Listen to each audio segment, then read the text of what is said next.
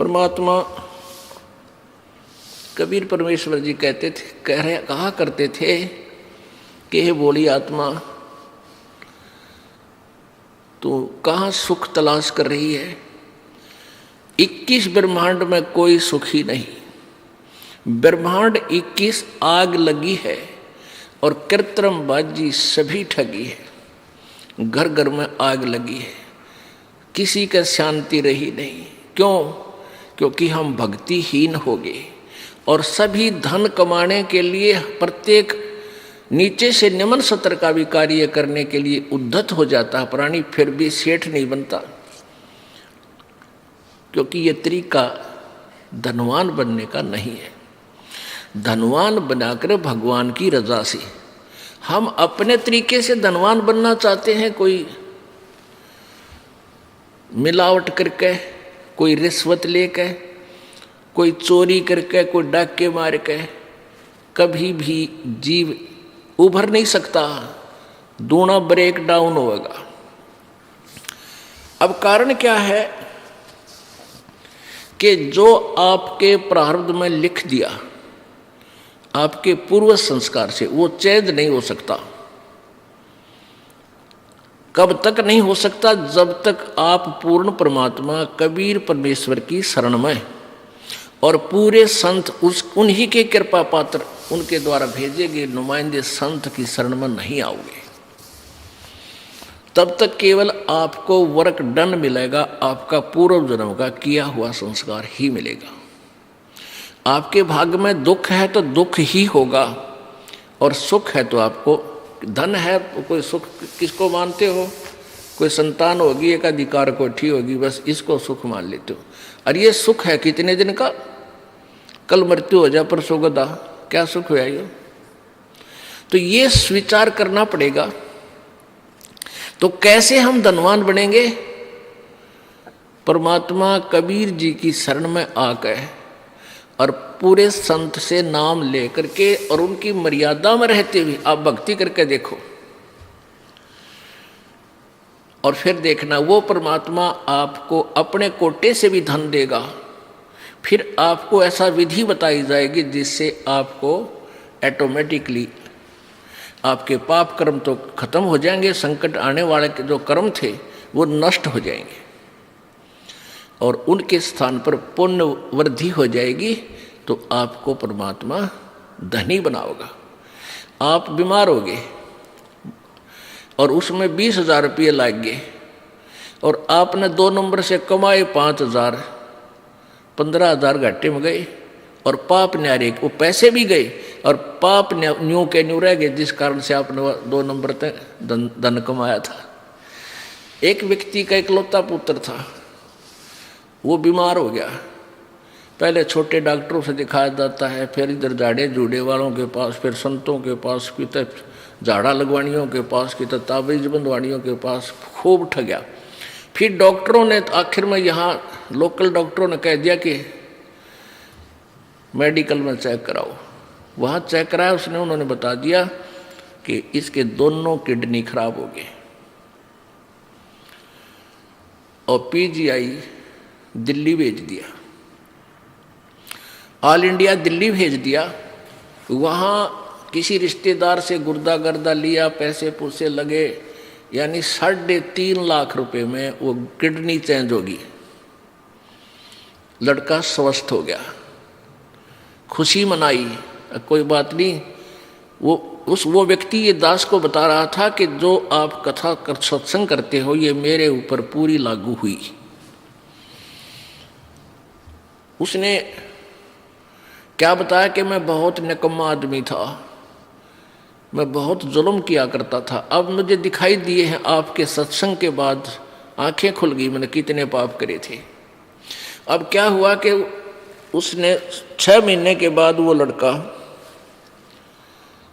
बस एक्सीडेंट में, दुर्घटना में मारा गया।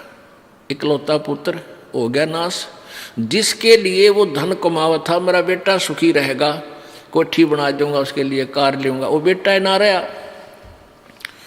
और जिस विधि से उसने धन कमाना चाहा था वह पाप न्यू के न्यू रह गए।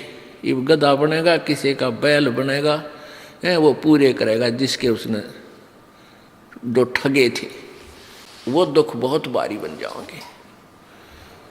उसने बताया था कि मेरा जो धंधा था कैसेटों का था। प्रहार में शुरू में ये कैसेट 40 थी, जो 32 रुपये की कैसेट मिला करती, ये 10 भी लिया करता। आज से 20 वर्ष पहले 32 रुपये की, और ऊपर मार्का होता सोनी का और माल होता उसमें डुप्लीकेट, वो रिफल। कहता वो काम कराया करता मैं। मुझे वो कैसेट इंक्लूडिंग उसके कवर और रिफल के थोक के बात लिया करता, 2 रुपये में पड़ा करती है, और मैं 32 रुपये लिया करता। 30 रुपये, 32 रुपये, 35 रुपये, जिसा जैसा दाव लग गया। और कुछ ही दिनों में मेरे पास खूब पैसा हो गया।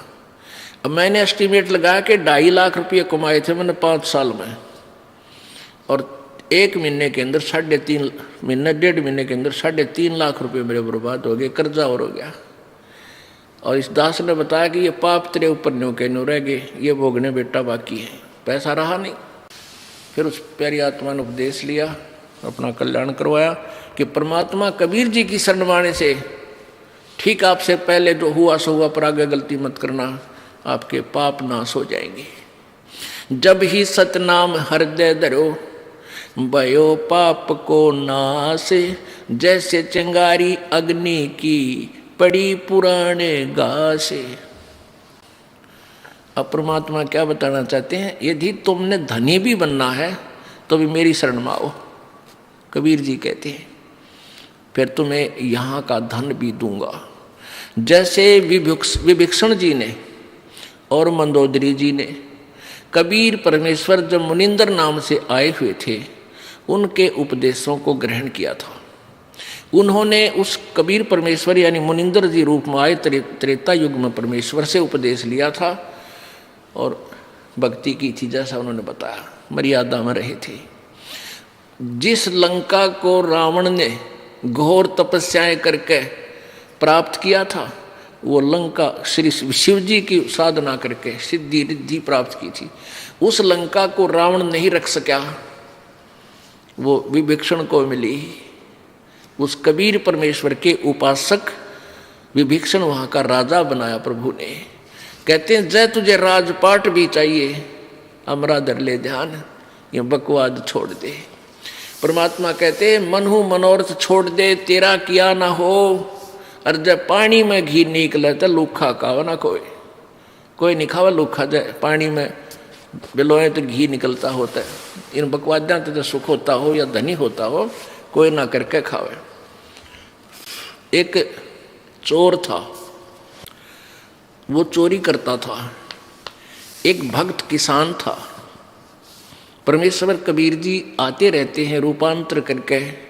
एक जीवन तो वो अपना वैसे जीते हैं और समय समय कहीं कहीं प्रगट होकर 10-20 वर्ष कहीं रह गए, 10-20 वर्ष कहीं रह गए, अपनी प्यारी आत्माओं को फिर से भक्ति से सैचुरेट करते रहते। तो वो रूपांतर करके प्रभु आए हुए थे, गुरु रूप में, संत रूप में विराजमान थे। उनका शिष्य था एक किसान। जब उसने उपदेश लिया ही था, कुछ दिन के बाद वो बहुत निर्धन था।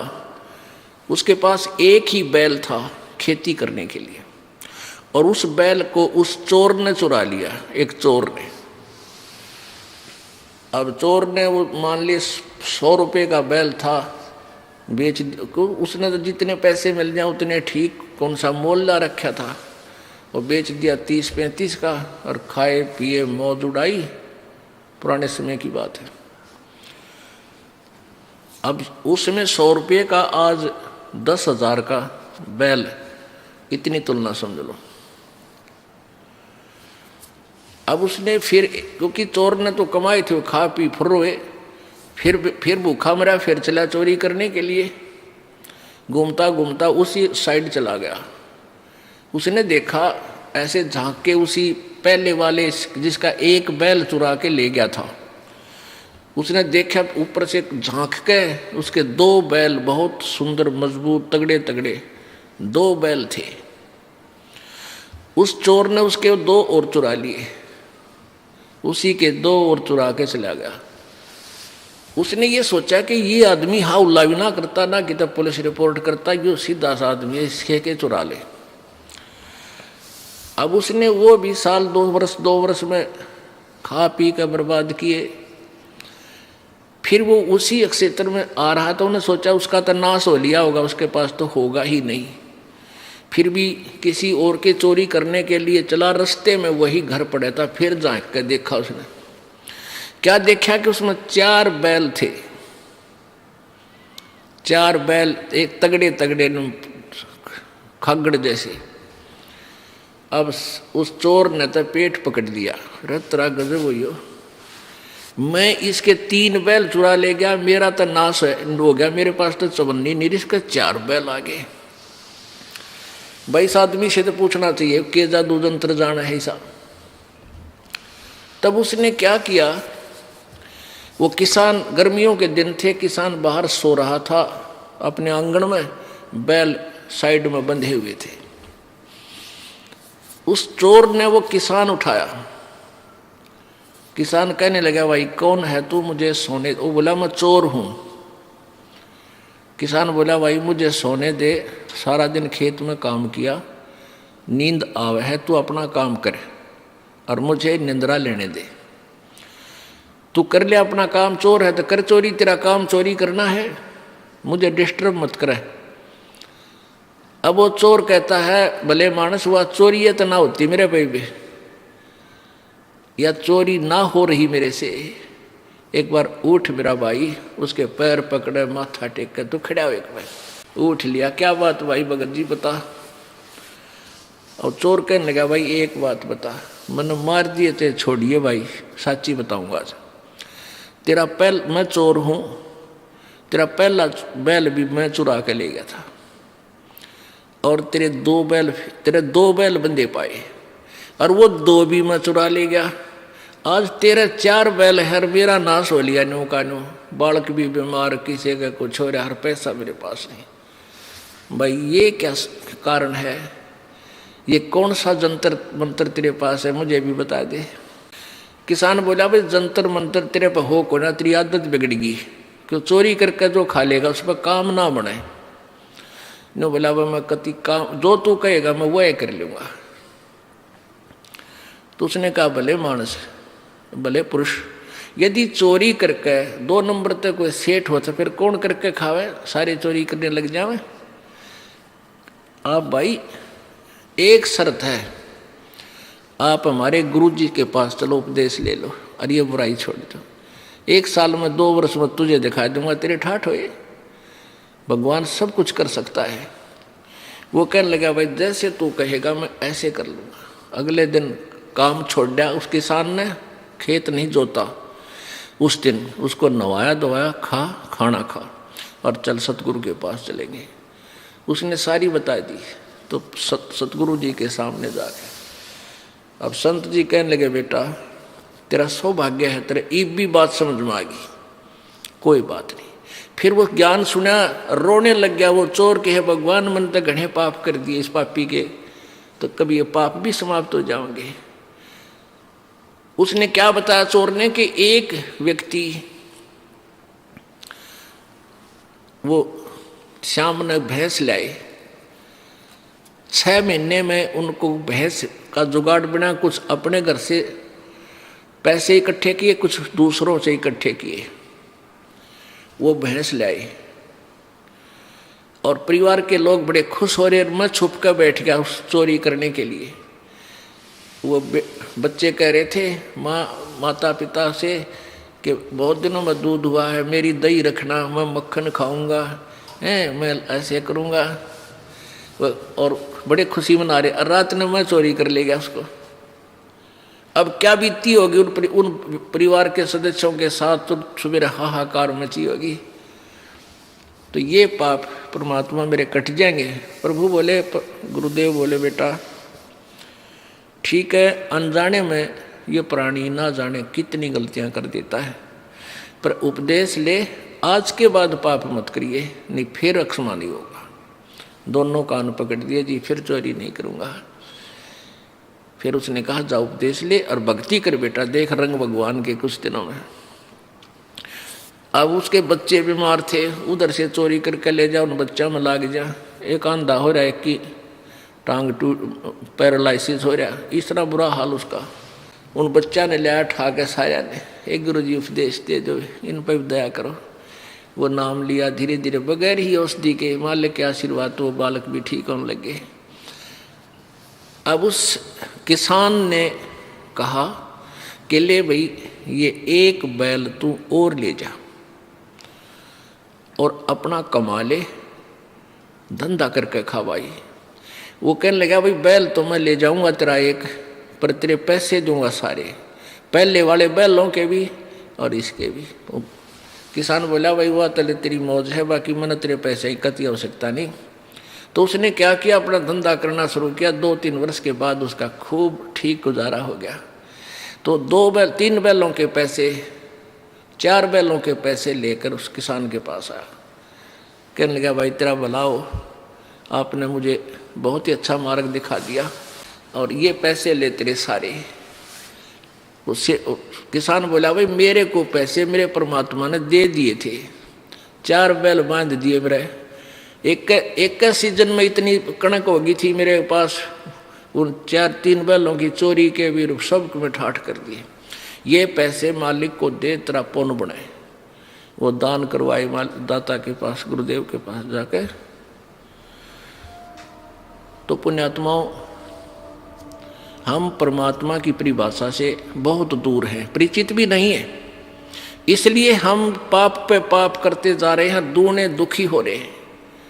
और पैसे की होड़ लगी, 2 नंबर के काम थे, किसी तरह भी पैसा हो, पैसा ही पैसा दिखाई देता है संदेह प्राणी में। और पैसा भी परमात्मा बिना आपके पास आ नहीं सकता, दूना दुखी होगा। तो यहाँ परमात्मा हमें बताना चाहते हैं कि सुख तो यहाँ है ही नहीं, लेकिन निर्धन ये सोचता है ये धनवान सुखी होंगे, मेरे पास माया आ जाए। माया आए पाछे देखियो आप किसे सुखी होगे, दूने दुखी।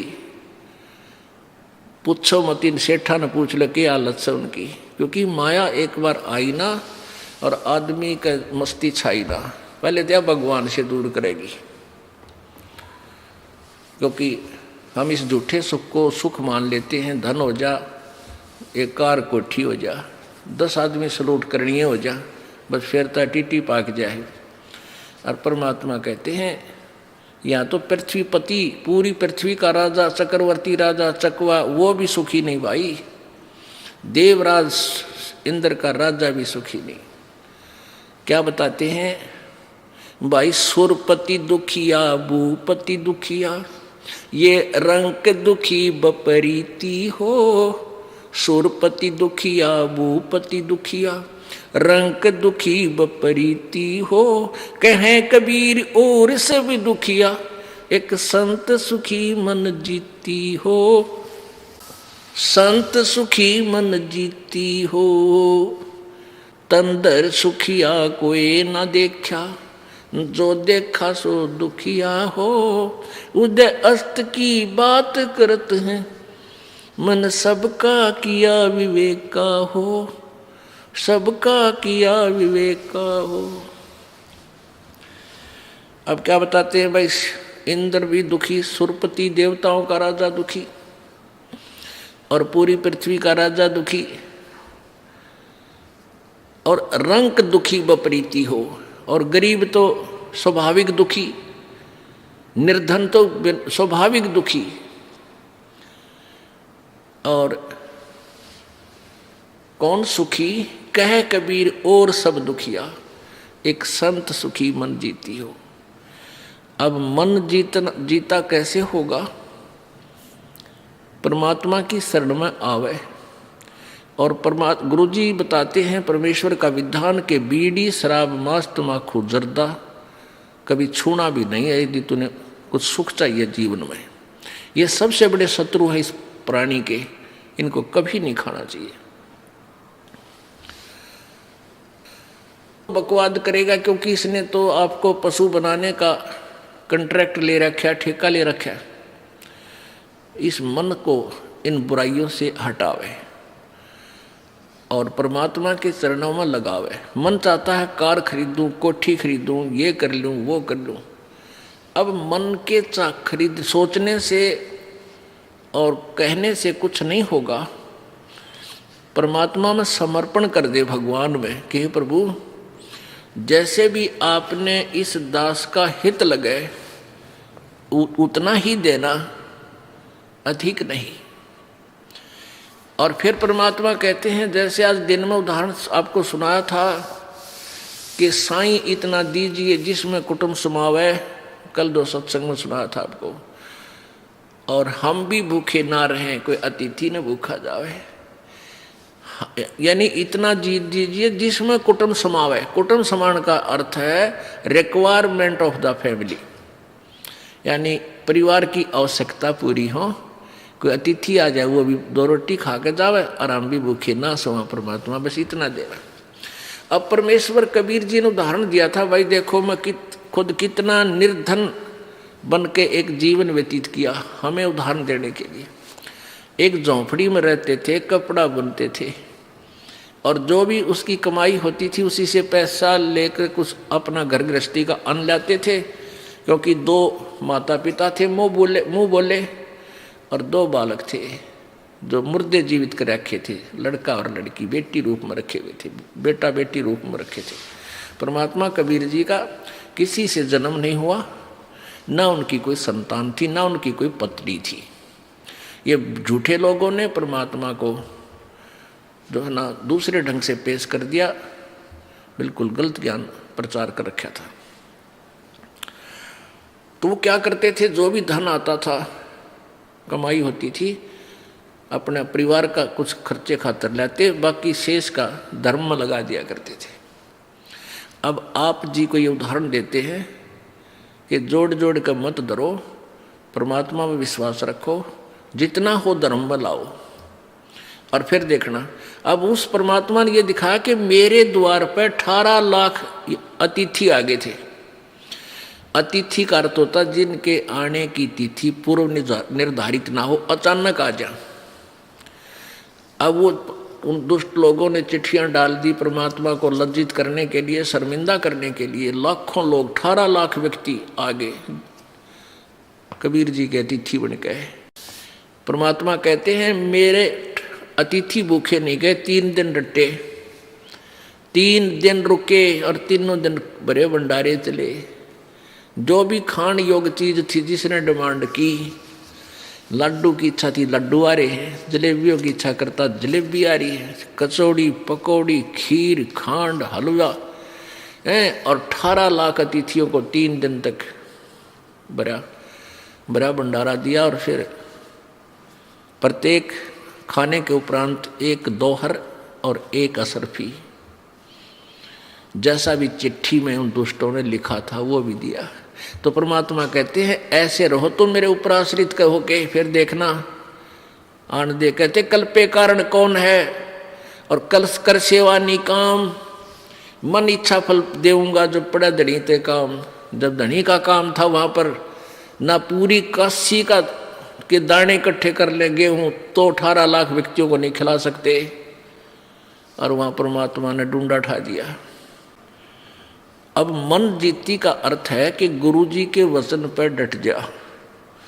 गुरुजी कहते हैं ये बुराई मत करो, तुरंत त्याग दो, ये भक्ति करो, हाथ से जितना पुण्य हो सके अवश्य करो। परमेश्वर जी कहते हैं चढ़ी चोंच भर ले गई नदी ना घट्यो नीर, और दान दिए धन घटे नहीं नो कह रे साहिब कबीर। पुण्यात्माओं, प्रसंग था कि तन धर सुखिया कोई न देखा, जो देखा सो दुखिया हो। और उदय अस्त की बात करे मन सबका किया विवेका हो। जो चक्रवर्ती राजा उदय अस्त, जिसके राज्य में सूर्य अस्त ही नहीं होता, उदय जहाँ होता है और अस्त जहाँ होता है, यानी पूरी पृथ्वी का शासन जिसके पास है, वो इंसान भी कभी सुखी नहीं हो सकता जो भक्त नहीं है, जो सच्चा भक्त नहीं है, सच भक्ति नहीं कर रहा है, पूरे संत की शरण में नहीं है। तो फिर कहाँ सुख है? तो परमात्मा कहते हैं मन तू सुख के सागर बसरे भाई और न ऐसा यस रे। मन तू सुख के सागर बस रे भाई और न ऐसा यस रे। यहां मान लीजिए पूरी पृथ्वी का राजा है, तेरी बड़ी महिमा हो रही है, ठाठ हो रही है, दुनिया तेरे गुण गा रही है। एक मानधाता चक्रवर्ती राजा था और उसने पूरी पृथ्वी के ऊपर अपने शासन की जांच करने के लिए कि कोई छोटा राजा मेरा विरोधी तो नहीं बन गया है, एक घोड़ा छोड़ा था कि इस घोड़े जिसने मेरी अधीनी स्वीकार नहीं है वो इस घोड़े को पकड़ कर बांध ले और युद्ध के लिए तैयार हो जा। 72 अक्षौणी सेना राजा मानधाता चक्रवर्ती के पास थी, 72 करोड़। और वो उस घोड़े के गले में एक पंपलेट लिख कर डाल रखा था कि पकड़ने से पहले पढ़ लेना इसमें क्या लिखा हुआ है। तो किसी ने नहीं पकड़ा, पूरी पृथ्वी पे घोड़ा घूमया। तो चुणक ऋषि था एक, ये काल का उपासक, उसने वो घोड़ा पकड़ दिया और मानधाता चक्रवर्ती ने 72 करोड़ सेना के 4 पार्ट बनाए, 18-18 करोड़ के। एक पार्ट भेज दिया, एक टुकड़ी भेज दी 18 करोड़ की। उधर से ऋषि चुणक ऋषि ने पूरे जीवन की अपनी कमाई से 4 एटम बम बना लिए, पुतली बोल रहे हैं उनको। ऐसे 4, एक पुतली छोड़ दी, 18 करोड़ का नाश कर दिया सेना का, दूसरी छोड़ दी। कहने का भाव ये है कि वो पृथ्वीपति दुर्गति को प्राप्त होकर मृत्यु को प्राप्त हो। उदय अस्त बीच चक्कर चले थे ऐसी जन ठकुराई, उदय अस्त बीच चक्कर चले थे ऐसी जन ठकुराई। चुणक ऋषि स्वर कल्प करी तब खोज न पाया राई, मन तू सुख के सागर बस रे भाई और न ऐसा यस रे। यस माने यहाँ तू क्या महिमा बनाना चाहता है, कार खरीद के और आसपास के लोगों में प्रभु बनना चाहता है कि ओ बड़ा सेठ आदमी है। कहते हैं सर्व सोने की लंका होती, ओहो ये क्या दिखाते हैं मूर्ख लोग अनजान। 4 गुठी पर रे मोटी मोटी वो तरह और गोड़े भी सी मोटी चैन। अरे कुत्र वो कबीर साहब कहते हैं तुम वैसी सा मांडी पाएंगे। रावण ने पूरी सोने की लंका बना रखी थी, जैसे हमने मकान बना रखे ऐसे सोने की लिपाई, सोने की ईंट, स्वर्ण। और आज उसका कितना नामो निशान नहीं। ये क्या सुख है। तो परमात्मा क्या बताना चाहते हैं कि मन तू चल रे सुख के सागर, जहां शब्द सिंधुरत नागर। ओह, अब सुख सागर किसे कहते हैं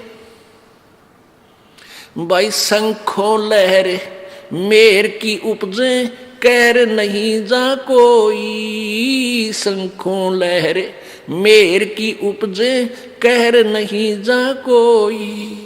दास गरीब अचल अविनाशी सुख का सागर सोई, मन तू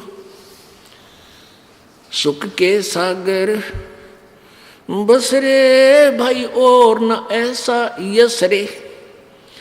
शंखों लहर मेहर की उपजे।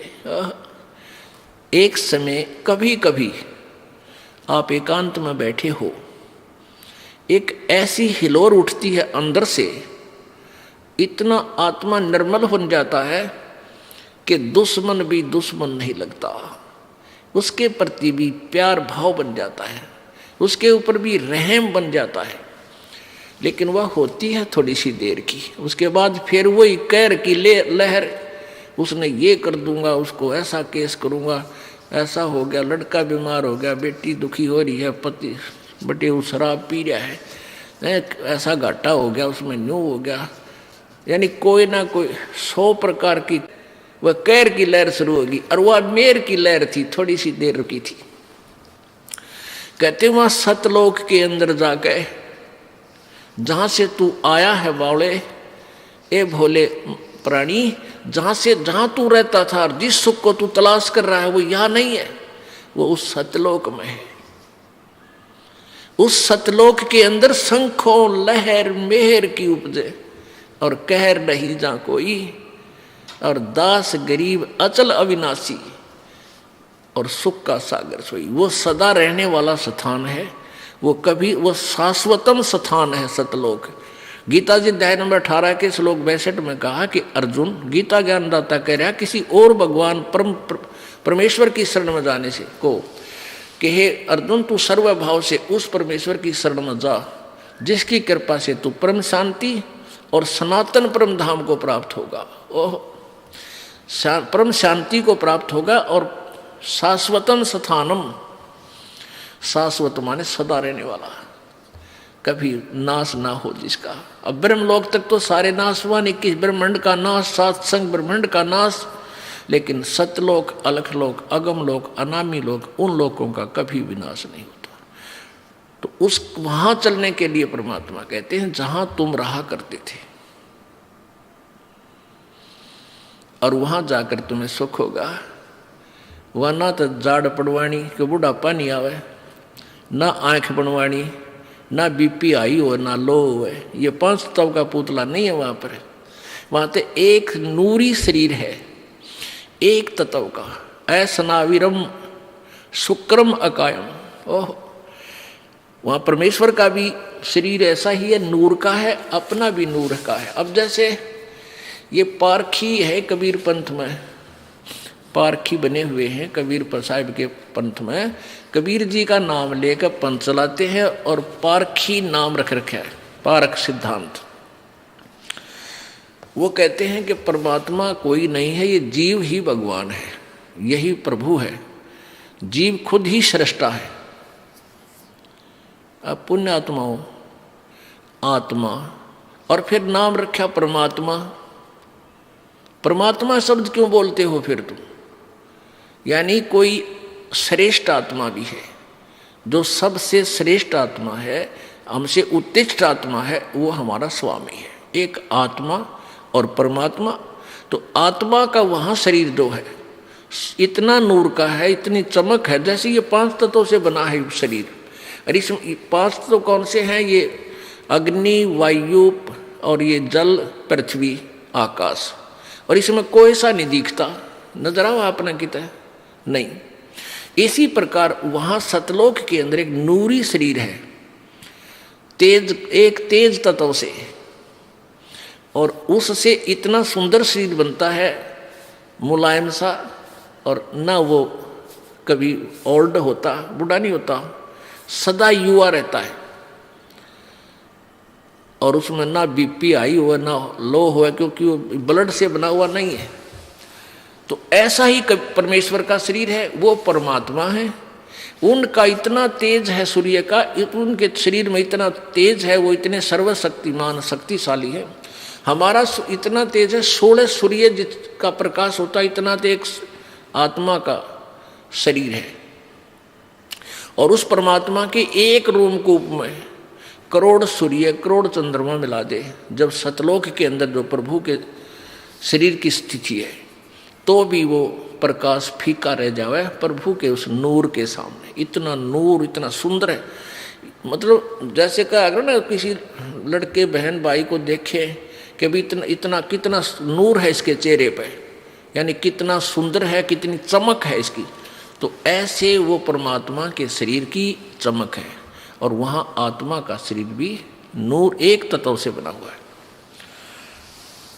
अब हम वहाँ से आए हैं, और जब तक वहाँ नहीं जालेंगे हमें सुख नहीं हो सकता। वहाँ जाने के लिए कौन सी विधि अपनानी है, कैसी अपनानी है, कैसा संत चाहिए, कौन सा मंत्र चाहिए, वो ये दास बतावेगा। वैसे तो अपनी अपनी कह गए इस दुनिया के माँ, और बिन साहिब की बंदगी की तो ठोर ठिकाना ना। अपनी अपनी सभी बताते हैं, ये दाप कर लो, ये भक्ति कर लो, ये मंत्र कर लो, एक माला दे दी, ले कंठी, तू चेला मैं गुरु। ये कोई बात हुई? अब यहाँ आते हैं बिहार के बच्चे, परमात्मा की प्यारी आत्मा, ये बहुत अच्छी आत्मा जो इतनी दूर सफ़र करके आई, बाल बच्चों को लेकर आए, वर्ष भी बूढ़े भी। अब इनको उल्टे रंग में रंग रखा वहाँ नकली कबीर पंथियों ने।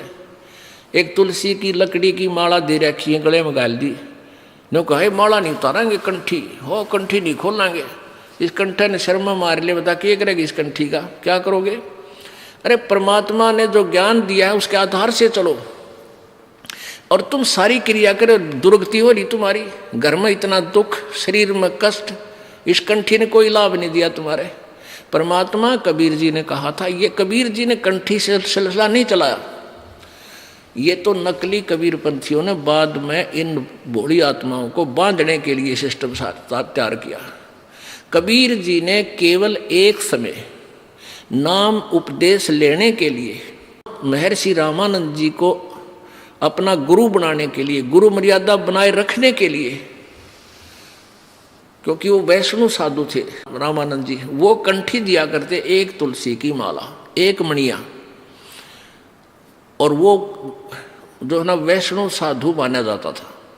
अब परमात्मा ने उनकी शरण ली, रामानंद जी ने कंठी का लिए उसमें नहीं कहा, लेकिन उन्होंने वो जो स्नान करने के लिए गए थे रामानंद जी पंचगंगा घाट पे, और कबीर जी 2-2.5 वर्ष का बच्चे का शरीर बना के और पैड़िया में लेट गए थे अंधेरे में। सुबह सुबह रामानंद जी का खड़ाऊ सिर में लगी परमात्मा के, और एकदम जब झुके नीचे को, जब कबीर जी ने बच्चे की तरह रोने की लीला की, तो जो ही रामानंद जी झुके नीचे को, उनकी कंठी हुआ एक तुलसी वाली कबीर जी की गले में डल गई। अंधेरे में रामानंद जी को पता नहीं चला। तो फिर ये कथा फिर सुनाएंगे आपको, क्योंकि ये प्रसंग और सुनाना, इसलिए एक शॉर्टकट में बता रहा हूँ आप। रामानंद जी के एक शिष्य ने जो सत्संग कर रहा था, कबीर जी ने उसको टोका था, तो रामानंद जी के शिष्य ने पूछा कि तू वेद शास्त्रों के बारे में कैसे जानता है, तूने तिलक क्यों लगा रखा है, क्या तूने किसी से नाम ले रखा है? परमात्मा बोले हाँ, मैंने उसी से नाम ले रखा जिससे तूने ले रखा है। अब वो रामानंद जी ब्राह्मण, और वो सत्संग कर रहा था, वो रामानंद जी का शिष्य ऋषि, इस बात से वो कुपित हो गया कि झूठ बोलता है तू, हमारे गुरु जी तो किसी को नाम नहीं देते, शूद्र को, तू जुलाहा जाति का, तूने मेरे गुरुदेव को नीचा दिखाया है। रामानंद जी के पास ले गए। स्वामी जी ने जब उनसे वार्ता की तो परमात्मा ने, रामानंद जी ने कहा कि तूने मेरे से कब नाम लिया? परमेश्वर ने बताया कि ऐसे ऐसे आप स्नान करने गए थे और मैं वहाँ लेटा हुआ था, आपकी खड़ाऊ मेरे सर में लगी थी, मैं बालक था छोटा सा, और तब आपने मुझे कहा था बेटा राम राम बोल, और ये कंठी आपने मेरे गले में डाल दी थी। वो डली थी वैसे कुदरती, झुकने के कारण रामानंद की निकल गए और परमेश्वर कबीर जी के गले में डल गई थी। तो कबीर जी ने कहा, रामानंद जी ने कहा कि मैं शिष्य जिसको बनाता हूँ उसको कंठी देता हूँ, ये माला देता हूँ एक मनके की, तेरे पास है? काट के दिखा दी। हाँ जी ये लो। कहने ये मैंने तेरे को कब दी? कि जिस दिन ऐसे ऐसे कहानी बनी उस दिन आपने मुझे दी थी। तो वो परमात्मा ने केवल इसलिए वो कंठी डाली थी कि इसकी भ्रम तोड़ दूं इस रामानंद जी को। फिर रामानंद जी से चर्चा की, ज्ञान गोष्ठी हुई, फिर रामानंद जी को सतलोक दिखा परमेश्वर ने। वो महर्षि फिर परमात्मा के चरणों में गिर गया था कबीर जी के, और रामानंद जी ने भी वो कंठी तोड़ कर फेंक दी थी और कबीर जी ने भी फेंक दी थी, क्योंकि इन कंठियों से भगवान नहीं मिला, इस मंत्र और साधना से परमात्मा प्राप्ति होगी। अब वो टिप्पे फिर क्या था, रामानंद जी के जो शिष्य थे वो रामानंद जी से विरुद्ध हो गए कि ये ब्राह्मण होकर और जुल्हाए के साथ रहता है, इसने नाश कर दिया। तो उन नकलियों ने वो कंठी वाला सिलसिला फिर जारी रखा। लेकिन परमात्मा कबीर जी ने केवल सब चीज़ों से दूर किया। परमात्मा ने कहा है कंठी माला सुमरनी सभी सिलसिला मेट, इन सब को भूल जा। और माला तो आपने, अब जैसे आप आरती में पढ़ते हो, आप संध्या आरती में पढ़ते हो, तत् का तिलक और ध्यान की धोती, ये मालाएं हमारी हैं, ये हमारे गहने हैं, एक भक्त के होने चाहिए। और परमात्मा ने कभी भी ऐसा तेज की आरती तेज का आगे, तेज का भोग तेज को लागे, तेज पखावज तेज ही बाचे, तेज ही नाचे, तेज ही गावे, तेज का थाल तेज की बाती, तेज का पुष्प तेज की पाती, तेज के आगे तेज विराजय, कह कबीरा आरती साजय। अदली आरती अदल समोई, निर्भय पद में मिलना होई, दिल का दीप पवन की बाती, और चित्त का चंदन पांचों पाती, तत् का तिलक ध्यान की धोती, और मन की माला अजप्पा ज्योति। ये हाथ में माला लेकर जाप करना, इसको भी मालिकीय कहते हैं, इसकी कोई आवश्यकता नहीं। फिर भी क्योंकि हम जैसे बच्चे को पहले क ख सिखाते हैं तो तख्ती पर लिखकर, फट्टी पर लिखकर सिखाया करते थे, अब ऐसे सिखाते हैं। तो यहाँ परमात्मा कहते हैं कि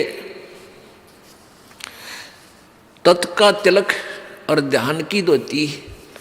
तत् का तिलक यानी इस तिलक को लाने के लिए नहीं कहा कि आपके पास तत्व ज्ञान हो, और तत्व ज्ञान आप जब भी बोलोगे तुरंत प्रकट हो जाएगा, ये तेरा तिलक है। और ध्यान की धोती, मन की माला गले में डालने से कोई लाभ नहीं। जैसे मन है, इसको परमात्मा के नाम पर लगाए रख, और इसको दिन रात इससे संबंधित जोड़े रख, ये वास्तविक माला है।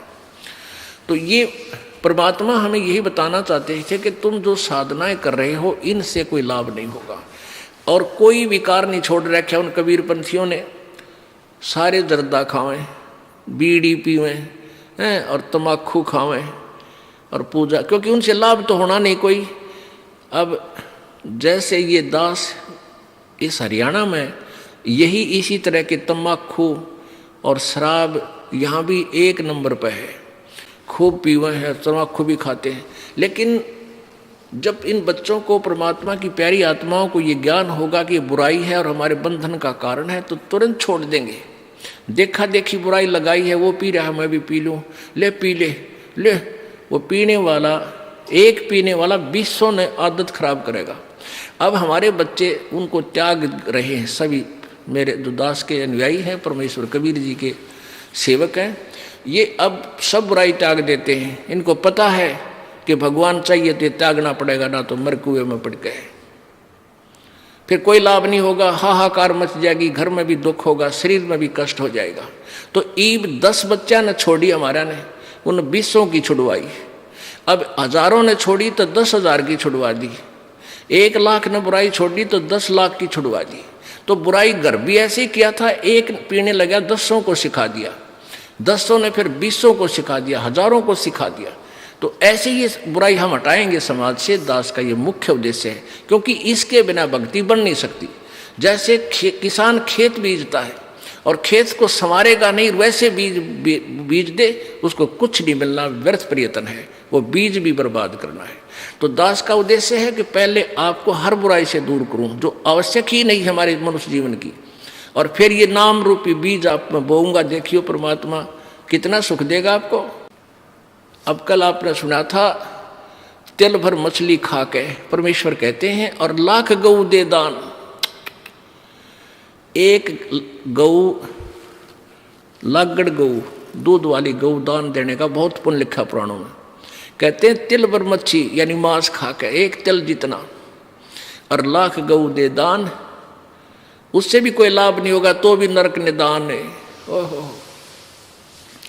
तो इसी प्रकार परमात्मा कहते हैं, जरा सा भी तम्बाकू खा लिया इस नाम लेने के बाद, और बीड़ी सिगरेट पी ली या पान खा लिया जिसमें नशा होता है, तो उसी दिन तेरा भक्ति नष्ट हो जाएगी, ये नाम नहीं रहेगा। अब समझदार व्यक्ति नहीं गलती करेगा। जैसे माता गर्भ को रख यतन बना, और ठेस लगे तो छन्न हो तेरी, ऐसे भक्ति जा। किसी बहन को 5, 7, 10 वर्ष में कोई गर्भ रहा हो, फिर वो रात में भी दुखी रहती है, चिंतित रहती है। जब वो करवट लेती है तो भी एकदम उठ के बैठ जाती है, कहीं मेरे बच्चे पर दबाव तो नहीं पड़ गया और ये खराब तो ना हो गया है, भगवान मेरा गर्भ खराब ना हो जाए। तो वो फिर उसको प्रफुल्लित कर लेती है, फिर वो बालक, वो लाल उसको प्राप्त होता है। ऐसे ही ये भक्ति है, इसको इतने जतन से रखना पड़ेगा आपने, यदि परमात्मा चाहते हो ना। यहाँ आने की कोई आवश्यकता नहीं, क्यों डले ढो खाम का। और आज देखना कुछ दिनों के अंदर ये समाज सुधरेगा, आपकी हर इच्छा परमात्मा पूरी करेगा। घर का दुख मिटेगा, शरीर का कष्ट मिटेगा, जो लाखों रुपए से बिना मिटना था, तो फिर आपको कितनी शांति और कितनी खुशी होगी और कितनी उमंग से आप आओगे। पहले वो बीमारी पर पैसा लगाते थे, फिर दान में खर्चोगे और दान से आपको पुण्य होगा। कहते हैं धर्म तो 10 का नहीं, 10 के तीनों लोग, और खैर आयत में खैर है कीजिए आत्म भोग। अब हमने ये साधना करके, क्यों करते हैं साधना? कि हम सुख सागर प्राप्त करें, हम सतलोक में चलें। हम कहाँ से आए थे और क्यों फंसे काल के जाल में? आप जी को अब एक सृष्टि रचना सुनाना चाहेगा ये दास, जो परमेश्वर पूर्ण ब्रह्म कबीर परमेश्वर जी ने अपने द्वारा रची हुई सृष्टि को स्वयं ही आकर बताया है। क्या बताया था परमात्मा ने? धर्मदास ये जग बोराना, कोई न जाने पद निर्वाणा। यही कारण मैं कथा पसारा, सबसे कहिए एक राम नियारा। यही कथा जग जीव सुनावो, सब जीवों का भरम नसाओ। भरम गए जग वेद पुराणा, आदि राम का वेद न जान्या। अब 600 वर्ष पहले परमात्मा ने ये कहा था कि धर्मदास अब तुझे मैं ब्रह्मा विष्णु महेश की उत्पत्ति बताता हूं। अब मैं तुमसे कहूं चिताई, और इस तेरे देवन की उत्पत्ति भाई, तेरे तीनों देवताओं का जन्म कैसे हुआ ये बताता हूं। अब धर्मदास जी चिंगर गया कि हे महाराज आप तो बड़े, क्योंकि कबीर परमेश्वर जी मुसलमान फकीर के रूप में मथुरा में मिले थे उस पवित्र आत्मा धर्मदास जी को, और परमात्मा ऐसे काटे का ज्ञान सुना रहे थे। धर्मदास जी उकस उकस के नाराज हो रहे थे अंदर अंदर से कभी, और फिर ज्ञान तथ्य देखकर सामने गीता और वेदों को और पुराणों को, फिर कुछ मन में सोचने पर विवश भी हो रहे थे। अब परमेश्वर कबीर जी ने जो सृष्टि रचना सुनाई थी, ये दास आपको एक बार मौखिक सुनाएगा वर्बली, और फिर आपको प्रमाण दिखाएंगे अपने ही सदग्रंथों में। हे भगवान, तो पुण्यात्माओं, पूरा विश्व परमेश्वर की परिभाषा से अपरिचित है, और जब तक हम परमात्मा की परिभाषा से परिचित नहीं होंगे हम भक्ति भी नहीं कर सकते। क्योंकि ये नकली संत, ये महंत, ये मंडलेश्वर महर्षि आपका ऐसे ही हंडोला बनाए रखेंगे। ये नाम ठीक है, वो ठीक नहीं है, ये ऐसी भक्ति करो, ये ऐसा कर लो। कोई बात हुई या? अब एक भगवान और उसके पाने का रास्ता भी एक ही है। आम का बीज एक ही है, आम की गुठली, और बबुल का बीज बीज करने का ये भी आम देगा, कभी नहीं लगेगा। सबसे पहले परमेश्वर पूर्ण ब्रह्म कबीर देव जी अकय लोक में रहते थे। अकय लोक, उसको अनामी लोक भी बोलते हैं। उसमें परमेश्वर अकेले थे। उस पूर्ण परमात्मा ने, कबीर जी ने अपने वचन से नीचे के 3 लोक और रचे, 3 लोकों की रचना की। वो कौन कौन से हैं? अकय लोक से नीचे वाला अगम लोक, उससे नीचे फिर अलख लोक, और लास्ट वाला सतलोक। अब वही पूर्ण परमात्मा अन्य 3 लोकों में भी स्वयं ही अन्य रूप धारण करके विराजमान हो गए। अब आपको सतलोक की रचना के विषय में जानकारी देंगे। परमेश्वर कबीर जी ने, यानी सत्य पुरुष ने, सत्य पुरुष का अर्थ होता अविनाशी परमेश्वर, अविनाशी प्रभु ने, सत्य पुरुष ने अपने एक वचन से वहां 16 द्वीप रचे, 16 द्वीप, और फिर 16 वचनों से एक एक वचन से एक एक पुत्र की उत्पत्ति की। उनमें से एक का नाम अचिंत और एक का सहजदास, जोगजीत, ऐसे ये 16 पुत्र हैं उत्पन्न किए। कुछ दिनों के बाद परमेश्वर ने अरुण सब से कहा कि तुम अपने अपने द्वीप में जाओ, वहां रहो। उसके बाद कभी सत्य पुरुष ने अपने पुत्र अचिंत से कहा कि आप सृष्टि रचना करो। अचिंत ने अपने वचन से ये अक्षर पुरुष की उत्पत्ति की, जिसको परब्रह्म बोलते हैं। अक्षर पुरुष वहां चला गया। एक मान सरोवर है जो प्रभु ने रचा था शब्द के साथ ही। उस मान सरोवर में अमृत जल है।